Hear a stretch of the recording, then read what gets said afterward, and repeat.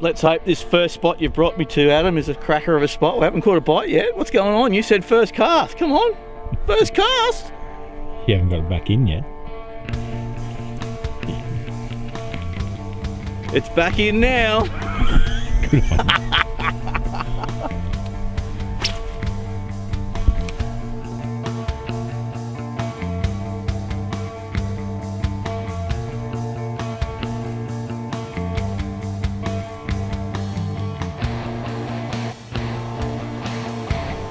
There's a bite.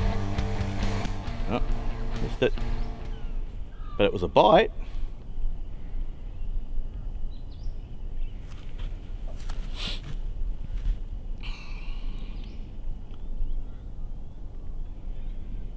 That might be sitting hard against that edge, I reckon, because that was a bit of a tap then, so. Let's see if we can get in there without snagging up.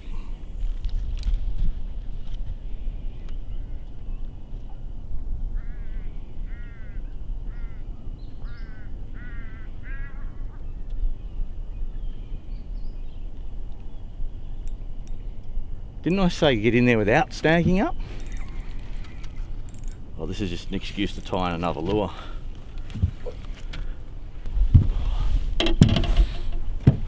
Pull out the secret grub box. It's that secret, we've got to keep it covered with the towel. We don't want too many people to know about it.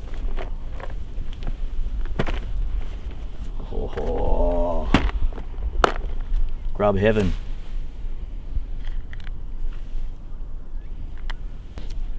I'm using a Hurricane grub. Later on I'll explain a little bit more about the Hurricane grubs, why I like them.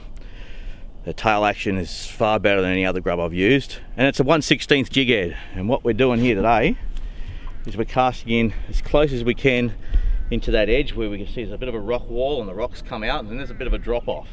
So we're trying to get the lure in as close as we can without getting it snagged, and just fish that edge where it drops down into that little bit deeper water. When we cast in, I'm just leaving the line loose, and you can actually see the lure dropping. As the lure drops, you can see the line slowly being taken up, tighter and tighter, and when it hits the bottom, the line will go slack again. As soon as it hits the bottom, that's when we know to give it a bit of a wind, a little bit of a hop. Try and encourage those fish to come along and bite it. That's the basic technique we're using in this area, along this wall at the moment. We're just trying to make sure we keep that lure in as close as possible to the edge of that drop off where those rocks are.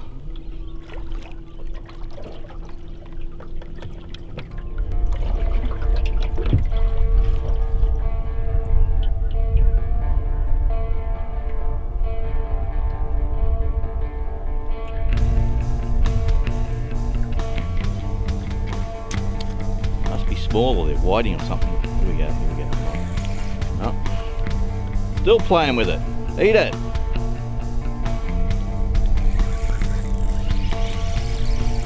It is tiny. Absolutely tiny. So, anyone can catch big fish, but only good brim fishermen can catch little ones. Whoops.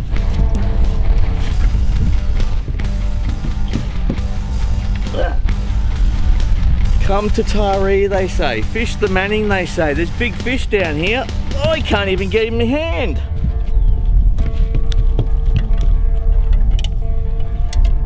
Well, that's what we're getting bites from along this bank that Adam's brought me to, telling me there's big fish here. I think we might go to my spot now. There you go, buddy. Get out of my nursery. I was wondering why I couldn't catch them. They're that bloody small.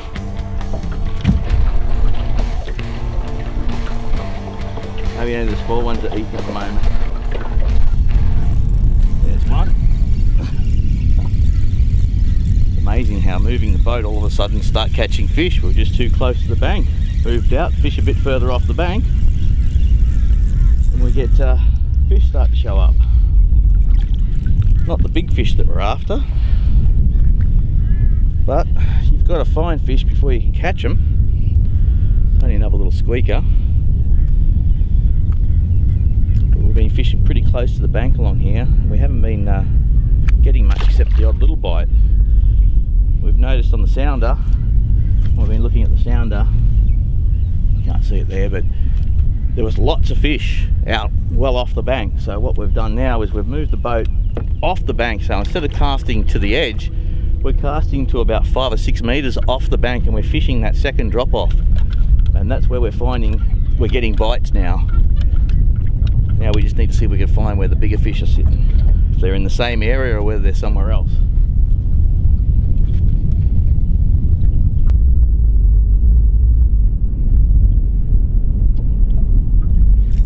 Yeah, that got one. It's only another little one, I think.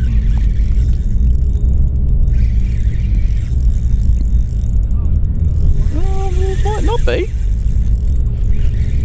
Might be a bit bigger than I thought. Gotta tighten that drag up, I think it's too loose.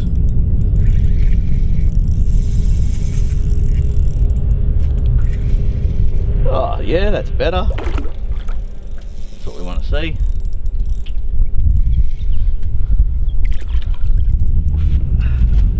Beautiful.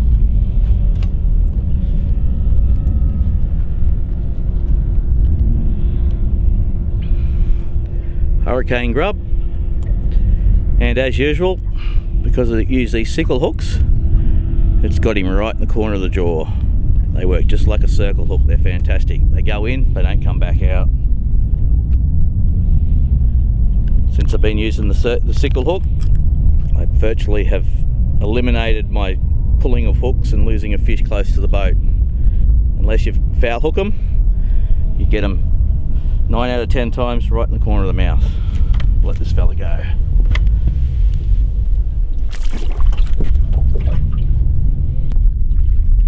What we're doing in this area is we've actually come out off the bank. We found a nice drop off where we've got 4 meters on the top and we've got 8 meters down here, and it comes up really sharp, and there's lots of fish showing on that edge.